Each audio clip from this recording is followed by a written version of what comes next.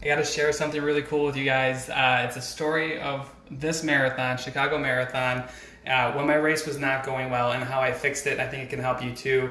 Hi everyone, Steve Gonzer, physical therapist with RunSmart Online.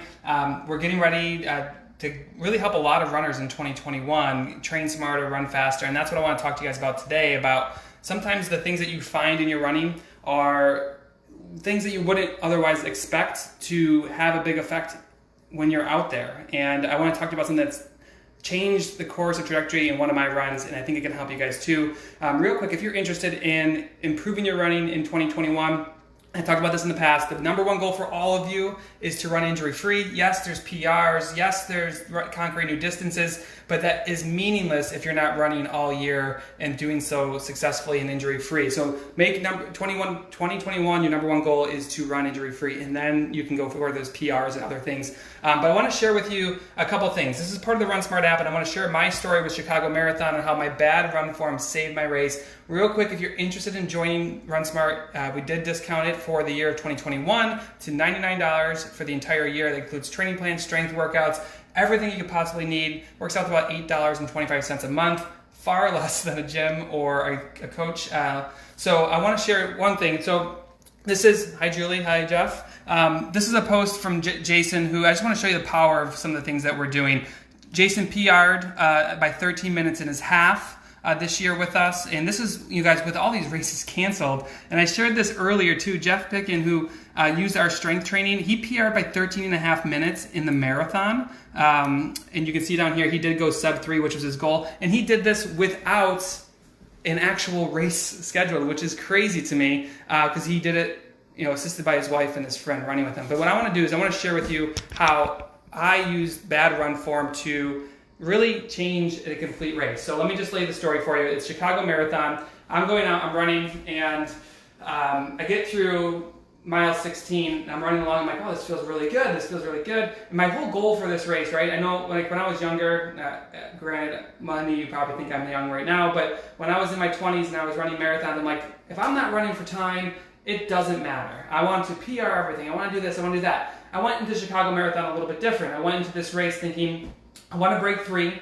I want to have fun, and we had some family stuff going on, so I really was just going out to have a good time. And I can tell you, Chicago Marathon, I don't know if anyone's ever raced Chicago. If you have, let me know in the comments. It's one of my all-time favorite races as far as big races go. But running through mile 16, I'm feeling really good. I'm like, oh, this is great. I actually was running way ahead of schedule, and it was part of my plan. I wasn't going crazy. But I got through mile 16, 17, 18, 19, just ticking away these miles, and I got to mile 20.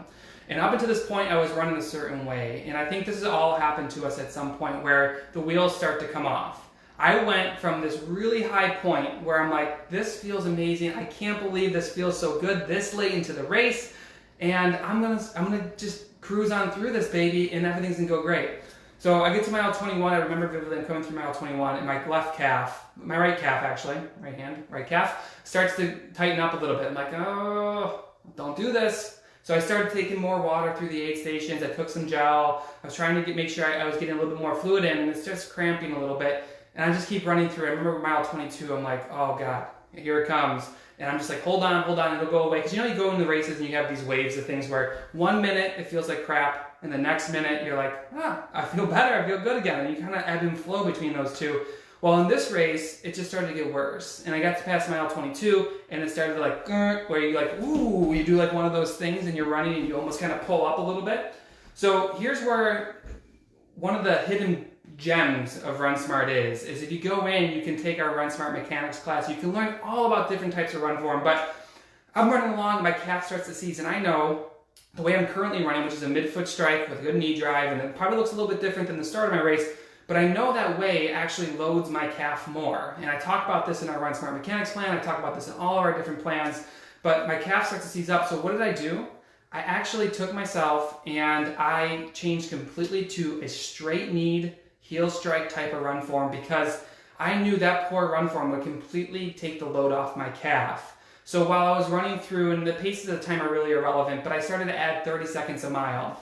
Running this way, and the fact that I was afraid of my calf blowing up. But by changing my run form and going from a nice smooth midfoot strike and just purposely blowing the walls off and going hard heel strike, for the last 3 to 4 miles, I was actually able to hold on to my race. My calf was on the edge. It was feathering on the edge of, oh my God, it's going to blow up. Oh my God, it's going to be okay. I wasn't sure how it's going to go. So all I did was I pulled back on my pace. I went 30 seconds slower a mile. I changed my run form, and I'm happy to report it didn't feel great. You know, that 24 to 26 has never felt great for me in a marathon. But I was able to sustain my paces by changing my run form.